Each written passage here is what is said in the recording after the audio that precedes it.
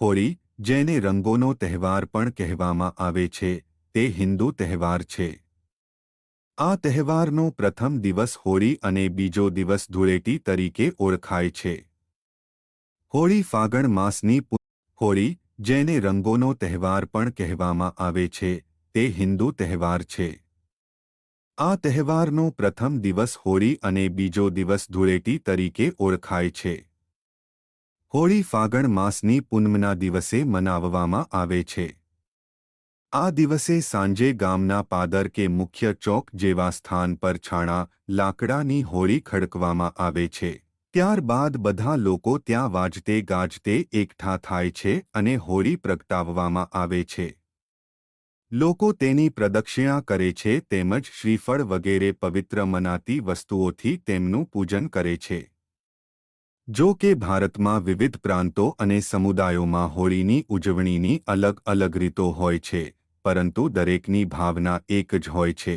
હોળી પ્રગટાવી અને આસુરી તત્વોનો નાશ કરવો અને દૈવી શક્તિઓનું સન્માન કરવું.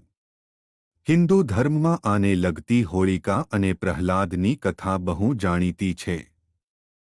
હોળીના બીજા દિવસે ધૂળેટી મનાવાય છે. આ તહેવાર રંગોનો તહેવાર એટલે જ કહેવાય છે કે આ દિવસે સવારથી સૌ કોઈ નાના મોટા એકબીજા પર અબીલ, ગુલાલ તેમજ કેસુડાના રંગો છાંટી પોતાનો ઉત્સાહ અને આનંદ વ્યક્ત કરે છે.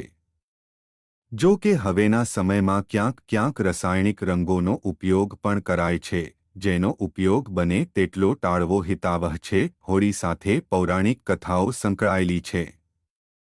વૈષ્ણવ માન્યતા અનુસાર હિરણ્યકશ્યપ એ દાનવોનો રાજા હતો અને તેમને બ્રહ્માજીનું વરદાન હતું કે તે દિવસે કે રાત્રે, ઘરની અંદર કે બહાર, ભૂમિ પર કે આકાશમાં, માનવ દ્વારા કે પ્રાણી દ્વારા, અસ્ત્ર કે શસ્ત્ર કોઈ પણથી તેનું મૃત્યુ થશે નહીં. આ વરદાનને કારણે તે લગભગ અમર બની ગયો કે તેને મારવો તે લગભગ અસંભવ થઈ ગયું.